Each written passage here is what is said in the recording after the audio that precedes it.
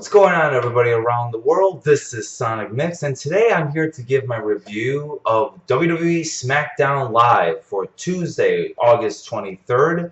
SmackDown just ended just a few moments ago upon this recording, and I must say this show was okay. It wasn't a good show, wasn't a bad show. I would say it was in the middle. Although I was very happy about the ending, which I'll get to that eventually, but let's start from the top and work our way down to the bottom. So the night kicked off with the opening promo of the introduction to the SmackDown Tag Team Championship and the SmackDown Women's Championship. Obviously, they needed a tag title and a women's title on SmackDown because what is the tag team division going to fight for, and what's the women's division going to fight for? I'm not a fan of the brand splits, although it might still work, but I really don't think it may not, especially with all these suspensions that's been happening with Alberto Del Rio, Paige, and Eva Marie, and SmackDown is hurting a little bit in the women's division as well. But Daniel Bryan, Shane McMahon, they're explaining the tag team that there's going to be a tournament and then like some gauntlet or something for the women's side.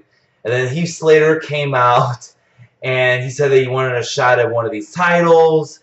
And Shane McMahon pointed out, well, that title is the women's title. You're not a woman. And this is the tag team title. You don't have a tag team partner. So it was up to Heath Slater to try to find a tag team partner before the end of the night.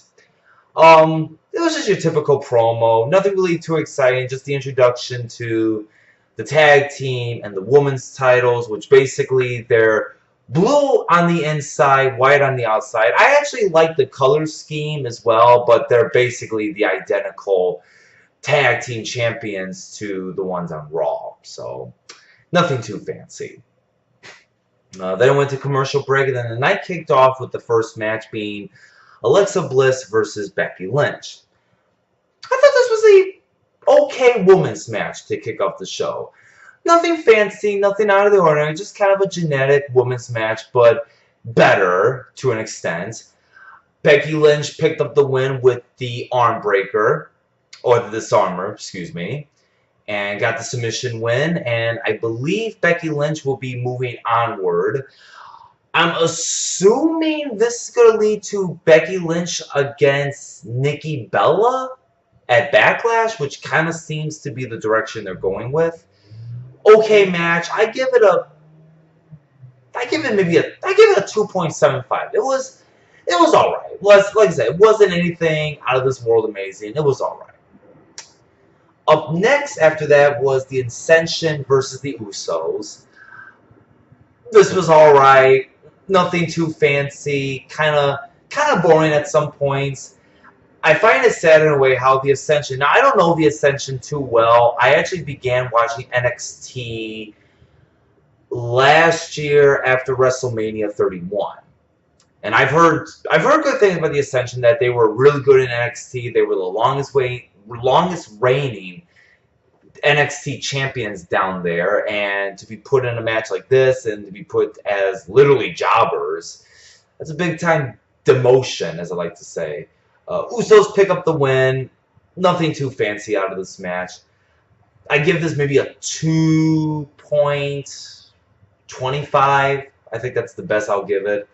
There was a backstage segment. I'm not going to give all backstage segments here, but I kind of figured there was a couple interesting ones. Heath Slater trying to look for a tag team partner. He goes to The Miz. Heath Slater thinks that Miz is talking to him, but then he was talking to his agent with Steven Spielberg about being in the next Indiana Jones movie. Kind of ridiculous. Then afterwards, we had an AJ Styles promo. This was a good promo. I really enjoyed this. Talking about how he beat up John Cena, and he did it all by himself, which he did. And I was happy about it. I was very happy that he beat Cena clean in the middle. No help from the club, no screw job finish, no screwy finish, no roll up, cheap victory finish, nothing like that. And then Ziggler came out. They were about to brawl, and Daniel Bryan came out, basically was going to announce that these guys would have a match in the main event tonight. If AJ Styles won, he would face Dean Ambrose at Backlash for the title. If Ziggler won, he would be added to the match. Promo was good. I give it a 3 on the dot. And with that, we move on. Up next was Carmella versus the returning Nikki Bella. Her first time being back on the main roster since the neck injury in October. Match never got started. A little weird, though, in my opinion, that Carmella was a face. Nikki Bella came back. She was cheered, but then she was on the heel side, and then in this case, it was a double turn. Now Carmella is a heel. Nikki Bella is a face. I wasn't really too fond, although Carmella never really seems to get much of an ovation or a pop when she comes out. Nikki Bella, I think, just works best as a heel. And there was a promo, a little short promo, once again, that Carmella attacked her. Match never got started. And maybe Carmella as a heel may work out, but once again, Nikki Bella as face, I never liked it. I think Nikki Bella is better as a heel, especially with all the heat that she gets. That's just my opinion, though. Maybe some people may think otherwise. And then after that, there was a Randy Orton promo. I thought it was a good promo. And then Bray Wyatt came out. Now, if you guys remember, right before Orton's injury, there was a segment with the Wyatt family and Orton. And if I'm not mistaken, was it Luke Harper carrying Orton out of the arena? Because I know there was a beatdown. I know the Wyatt family beat down Orton. Or was it that Bray beat down Orton? I know it's one or the other. But if somebody can clarify with me with that, please leave so in the comments. I thought it was good. I think these two are going to have a good program. I hope they'll have a good program. And I think this is going to lead to them having a match at Backlash. And if that's the case, I think this should be a really interesting match. I give the promo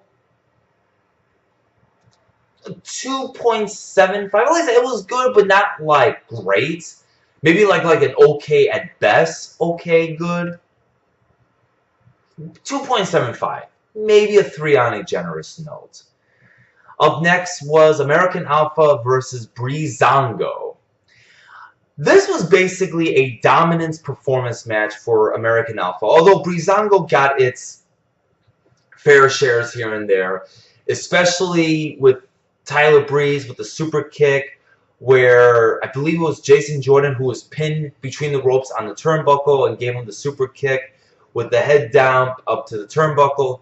Always looks nasty when he does it. Actually, I think Ty Dillinger did that to Amanis Cien Amas at the one takeover, which looks really devastating. Really devastating.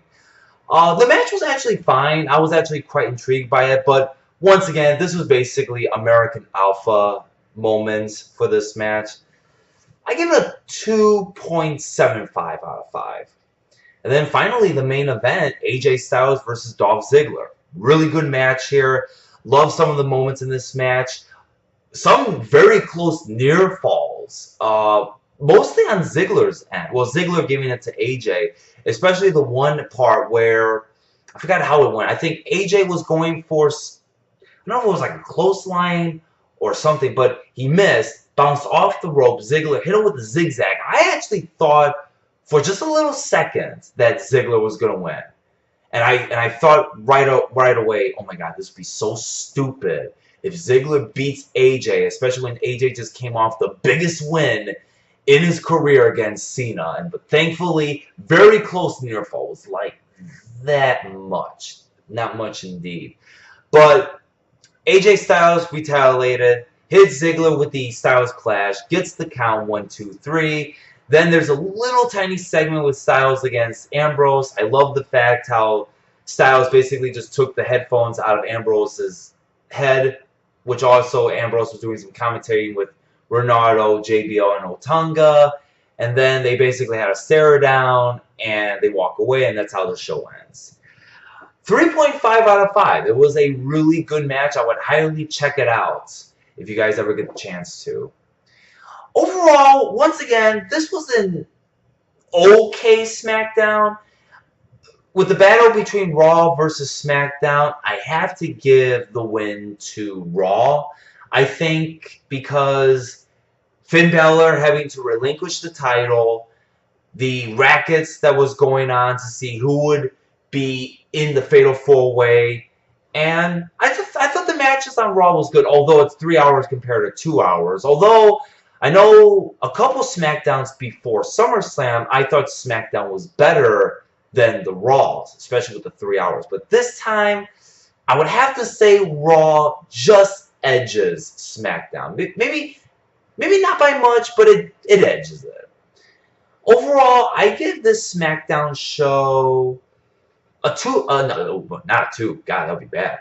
A 6.75 out of 10. Once again, I mean, it was an okay show. Definitely something to look forward to watch if you guys ever can. But once again, I think Raw this week was the better show. And with that being said, this wraps up my SmackDown review for Tuesday, August 23rd, 2016. I hope you guys enjoy this review. Please leave your likes, your comments, and of course, as always, follow me on Twitter. I'll leave the link in the description as always. Twitter.com/SonicMix1991. And until then, you guys have a good night, and I will see you later. By the way, too sweet.